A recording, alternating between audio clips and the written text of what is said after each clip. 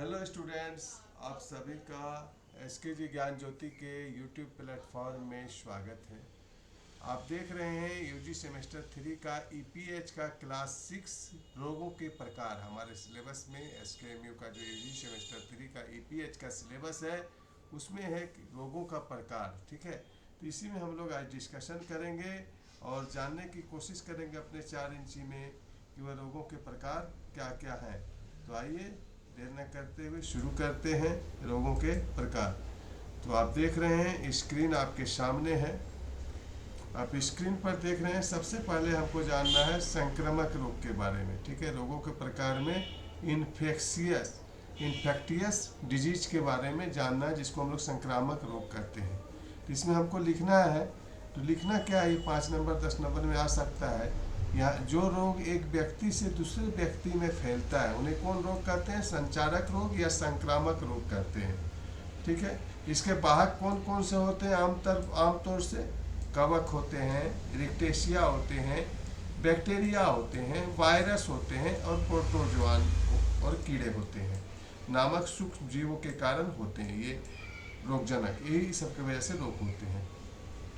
जब कोई संक्रमित व्यक्ति शारीरिक तरल पदार्थ छोड़ता है, चाहे वो खांसी के माध्यम से छोड़े, ठीक है, जो तो रोगजनक मेजबान जो बैक्टीरिया होते हैं, वायरस होते हैं, वह उस बीमारी शरीर से बाहर निकलते हैं और एक नए व्यक्ति छींकने और खांसने आदि को संक्रमित कर सकते हैं।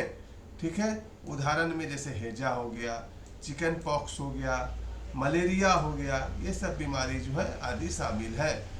तो इसमें सबसे पहले हम लोग देखेंगे वायरस से होने वाली बीमारियां। ठीक है, वायरस से कौन कौन सी बीमारियां होती हैं, थोड़ा सा एमसीक्यू में पूछ सकता है।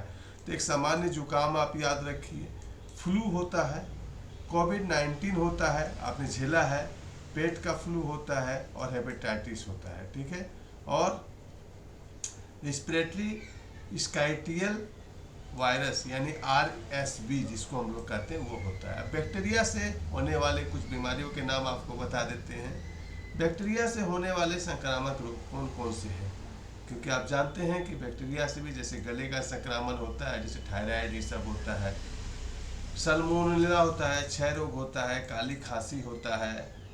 ठीक है, संक्रमण होता है, यौन संचरी संक्रमण होता है, मूत्र मार्ग में संक्रमण होता है। ये सब बीमारियां बैक्टीरिया से होती है। कवक के कारण होने वाले सामान्य रोग कौन कौन से हैं? कवक के कारण ये भी तो है रोगजनक। ठीक है, तो दाद, फंगल, नाखून संक्रमण, यूनोकिडी डी आसिस यानी यूनिस्ट संक्रमण कहते हैं। तो ये हो गया। अब आएगा दूसरा पढ़ना है डिफेंसिस डिजीज, डिफिशियंसी डिजीज यानी पोषक तत्वों के कमी से जो बीमारी होती है, यानी वे हार्मोन्स, खनिज, पोषक तत्व और विटामिन की कमी के कारण होते हैं। उदाहरण के लिए मधुमेह, मतलब जो कमी के कारण कौन चीज़ है? हार्मोन की कमी के कारण, खनिज की कमी के कारण, पोषक तत्वों और विटामिन की कमी के कारण होते हैं। ठीक है, उदाहरण के लिए मधुमेह, इंसुलिन का उत्पादन या उपयोग। मधुमेह किसके कारण होता है? इंसुलिन जो हमारे बॉडी में बनना कम हो जाता है, करने में असमर्थता के कारण होता है। घेंगा रोग मुख्य रूप से आयोडीन की कमी के कारण से होता है, जैसा कि आपको पता है। और एक क्वाशिओकर होता है, आहार में प्रोटीन की कमी के कारण से होता है। ये सब ऑब्जेक्टिव में आपको काम आएगा। कुछ हम लिस्ट भी तैयार किए हैं जिससे कि आपको समझने में। और विटामिन B1 के कमी के कारण क्या होता है? बेरी होता है, आपको तो पता है। नेक्स्ट आता है, देखिए अब कुछ हम निकाले हैं। विटामिन के कारण, विटामिन ए के कारण रतौंधी होता है, बी के कारण बेरी होता है, B12 के कारण मंद विकास या खराब त्वचा होता है, B12 यानी साइनोकोबालामिन के कारण खून की कमी होता है, विटामिन सी से पाजी होता है, डी से सूखा रोग होता है, के से चोट लगने के कारण अत्यधिक रक्तस्राव होना। खनिजों के कमी के कारण से कौन सा होता है? कमी से होने वाले रोग, कैल्शियम से भंगुर हड्डियां, अत्यधिक रक्तस्राव होता है, फास्फोरस से खराब दांत और हड्डियां होती है, लोहा की कमी से खून की कमी होती है, आयोडीन की कमी से घेंगा रोग, बढ़ती हुई थायराइड ये सब होती है, तांबा की कमी से कम भूख और मंद विकास होता है। अब आते हैं थोड़ा सा घींगा के बारे में पढ़ लेते हैं।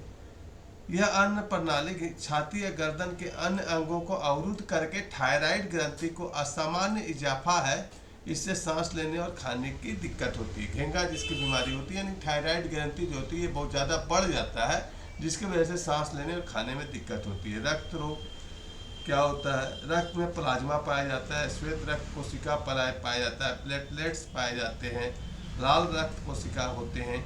इनमें जब कोई भी घटक प्रभावित होता है, इसमें रक्त संबंधी विकार होते हैं। उदाहरण के लिए जब कोई व्यक्ति सिकल सेल रोग से संक्रमित होता है तो लाल रक्त कोशिका उसकी नष्ट हो जाती है। लाल रक्त कोशिकाएं हंसिए के आकार में विकृत होती है, इससे इसका नाम और वे ऑक्सीजन ले जाने की क्षमता खो देती है। ठीक है, तो यही इसके बारे में लिखना है, ज़्यादा लिखना नहीं है। ठीक है, तो इतना ही थोड़ा सा जानेंगे। इसके बाद हम लोग प्रदूषण पर लेंगे, थोड़ा सा प्रदूषण के बारे में भी दिमाग को अपना देना है। तो स्टूडेंट्स, ये एक छोटा सा वीडियो था, अगर आपको अच्छा लगे, हमें सब उम्मीद करते हैं कि APH में आपका काम आना चाहिए, इससे क्वेश्चन आने चाहिए, और नहीं भी आएंगे तो आगे आपके कंपटीशन में कहीं ना कहीं काम आएंगे। धन्यवाद। मिलते हैं फिर नेक्स्ट वीडियो में। फिर हम मिलते हैं। वीडियो को शेयर करना ना भूलें, और वीडियो अच्छा लगा तो चैनल को सब्सक्राइब करना बिल्कुल ना भूलें।